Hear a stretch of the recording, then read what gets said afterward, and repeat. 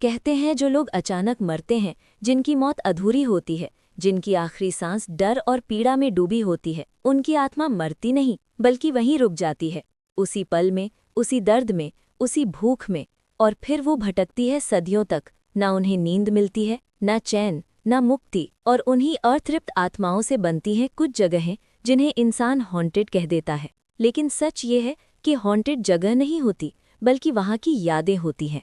हर चीख, हर जलती हुई सांस, हर अधूरी भूख हवा में घुल जाती है, और फिर हर अमावस्या की रात वो सब दोबारा जाग उठती हैं।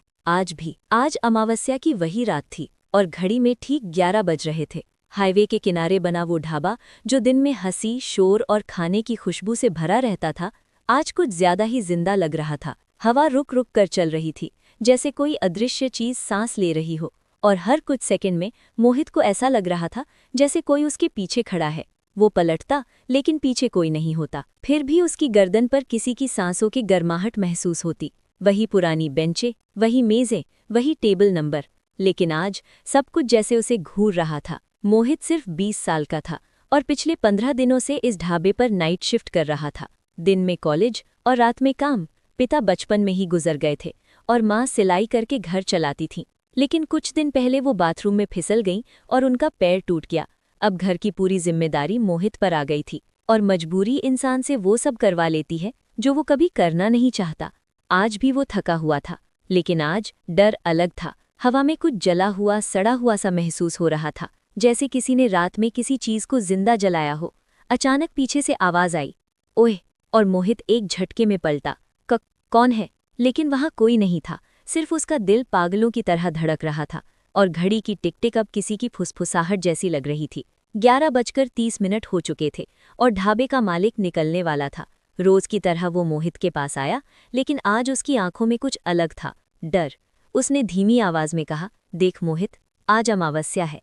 12:30 के बाद अगर कोई भी आए तो बहस मत करना, जो मांगे दे देना, और हाँ, ढाबा बंद मत करना। और ये कहकर वो चला गया। थोड़ी ही देर में सारा स्टाफ भी निकल गया, और अब पूरा ढाबा सिर्फ मोहित और अंधेरे का था। सन्नाटा इतना गहरा था कि उसे अपनी सांसें भी सुनाई दे रही थी। दूर कहीं एक कुत्ता लगातार रो रहा था, जैसे उसे आने वाली मौत का अंदाजा हो। तभी अचानक काउंटर के नीचे कुछ गिरा। धड़ाम! मोहित चौंक गया। नीचे एक पुरानी फटी हुई किताब पड़ी थी। उसने उसे उठाया, धूल झाड़ी, और जो उसने पढ़ा उसके हाथ कांपने लगे। अमावस्या की रात जिंदा रहने के नियम। उसकी सांस अटक गई। उसने कांपते हाथों से किताब खोली। पहले पन्ने पर लिखा था कि 12:30 के बाद जो भी आए उसकी आंखों में मत देखना, सवाल मत करना, जो मांगे दे देना, क्योंकि एक भी गलती जानलेवा होगी। दूसरे पन्ने पर लिखा था कि रात 3 बजे से पहले 30 प्लेट खाना हर हाल में तैयार करना। एक भी कम हुई तो गिनती शुरू हो जाएगी। खाना रखने के बाद सीधे ऑफिस में बंद हो जाना। बाहर चाहे कुछ भी हो, मत देखना, क्योंकि बाहर जो होगा वो इंसान नहीं होगा। मोहित अभी ये पढ़ ही रहा था कि उसके पीछे से एक आवाज आई, खाना मिलेगा? वो पलटा, लेकिन वहां कोई नहीं था। तभी चूल्हा अपने आप जल उठा, और उसके हाथ कांपने लगे। उसने घड़ी की तरफ देखा, 12:30 बज चुके थे, और तभी हाईवे से एक ट्रक आकर ढाबे के सामने रुका। उसकी हेडलाइट्स जल रही थी, लेकिन केबिन के अंदर घोर अंधेरा था, और अंदर से एक सूखी टूटी हुई आवाज आई, खा ना।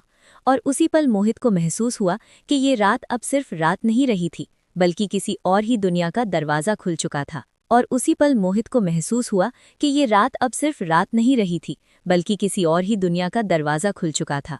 उसके पैर जैसे जमीन से चिपक गए हों, सांसें भारी हो गईं, और दिल इतनी जोर से धड़क रहा था कि उसे लग रहा था अब उसकी छाती फट जाएगी। वो धीरे धीरे ट्रक की तरफ बढ़ा, और जैसे ही उसकी नज़र केबिन के अंदर पड़ी, उसकी आत्मा तक कांप गई। अंदर बैठे थे लोग, लेकिन लोग नहीं थे। किसी का चेहरा जला हुआ था, किसी की आंखें नहीं थीं, किसी का जबड़ा लटक रहा था, किसी का सिर एक तरफ मुड़ा हुआ था जैसे टूटे हुए खिलौने, और उन सब की त्वचा ऐसी लग रही थी जैसे आग में पिघलकर फिर से जम गई हो। उनमें से एक सड़ा हुआ हाथ बाहर निकला, उंगलियां हड्डियों जैसी, और उसकी हथेली पर पुराने जले हुए नोट थे। फिर उसी सूखी खुरदरी आवाज में कहा गया, खा ना। मोहित की आंखों से आंसू बहने लगे। उसका शरीर सुन्न हो चुका था, लेकिन उसके हाथ अपने आप हिलने लगे, जैसे कोई और उन्हें चला रहा हो। वो पीछे हटा और कांपते कदमों से रसोई की तरफ चला गया। चूल्हा अपने आप तेज हो चुका था, बर्तन खनखनाने लगे जैसे कोई अदृश्य भीड़ वहां खड़ी हो। और फिर आवाजें आने लगी, बहुत सारी, हर दिशा से। हमें बहुत भूख लगी है, जल्दी कर, हमने बहुत दिनों से कुछ नहीं खाया। मोहित ने दीवार पर लगी घड़ी की तरफ देखा, 2:58। उसके हाथ कांप रहे थे। वो रोते हुए खाना बनाने लगा। हर प्लेट रखते समय उसे ऐसा लग रहा था कि कोई उसके बिल्कुल पीछे खड़ा है। उसकी गर्दन पर किसी की ठंडी सांसें पड़ रही थीं। वो मुड़ता, लेकिन कुछ नहीं होता। फिर भी कानों के पास फुसफुसाहट होती, पीछे मत देख, हमें दिख रहा है तू, हम बहुत पास हैं। उसके पूरे शरीर में झुरझुरी दौड़ रही थी। दिल इतनी जोर से धड़क रहा था कि उसे लग रहा था कि वो सुनाई दे रहा है। घड़ी की सुई धीरे धीरे 2:58 पर पहुंच गई। उसके पास बस 2 मिनट थे। 2 मिनट। उसने कांपते हाथों से आखिरी प्लेट रखी और तभी पूरे ढाबे की लाइट एक साथ झपकने लगी। फिर अचानक सब कुछ अंधेरे में डूब गया, इतना गहरा अंधेरा कि उसे अपनी उंगलियां भी नहीं दिख रही थी। और तभी आवाजें आने लगी, किसी के घिसटने की, किसी के हंसने की, किसी के हड्डियों के चटकने की।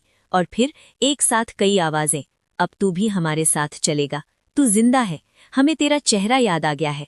मोहित चीखना चाहता था, लेकिन उसकी आवाज गले में ही मर गई। वो पूरी ताकत लगाकर ऑफिस की तरफ भागा, दरवाजा बंद किया, खिड़की बंद की और दीवार से लगकर बैठ गया।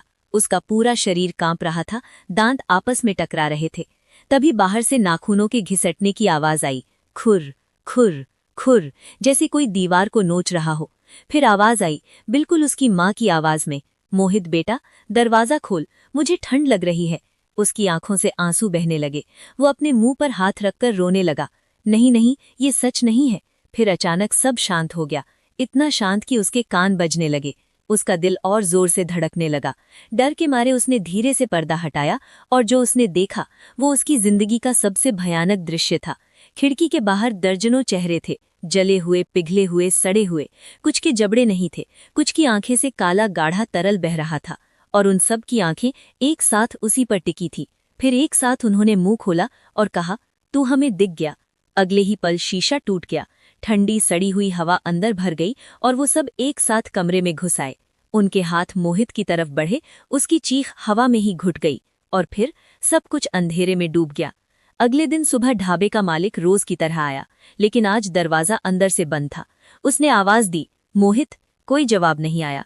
उसने चाबी से दरवाजा खोला और अंदर का नजारा देखकर उसके हाथ कांपने लगे। मोहित जमीन पर पड़ा था, उसकी आंखें खुली थीं, लेकिन उसमें जिंदगी नहीं थी। उसका शरीर ठंडा था, जैसे उसमें अब कुछ बचा ही ना हो। तभी अचानक मोहित की पलकें हिली। वो झटके से उठा और फूट फूट कर रो पड़ा। वो आ गए थे, सब आ गए थे। और फिर उसने सब कुछ बता दिया, हर आवाज, हर चेहरा, हर भूखी आंख। मालिक चुपचाप सुनता रहा, फिर भारी आवाज में बोला कि सालों पहले यहीं एक बस जली थी। उसमें करीब 30 लोग थे, कोई नहीं बचा। और हर अमावस्या की रात ठीक 3 बजे वो यहाँ खाने आते हैं, क्योंकि उन्हें लगता है वो अब भी जिंदा है। और मोहित बच गया क्योंकि ये कमरा मंत्रों से बंधा हुआ था। लेकिन उस रात के बाद मोहित कभी भी वैसा नहीं रहा। उसकी आंखों में अब हमेशा एक अजीब सा डर रहता था। उसने उसी दिन नौकरी छोड़ दी और लोग कहते हैं कि आज भी अगर कोई अमावस्या की रात ठीक 3 बजे उस हाईवे से गुजरता है तो उसे प्लेटों की खनक सुनाई देती है, किसी के चलने की आवाज और एक धीमी भूखी फुसफुसाहट। खाना। और तब समझ आता है कि कुछ सफर कभी खत्म नहीं होते।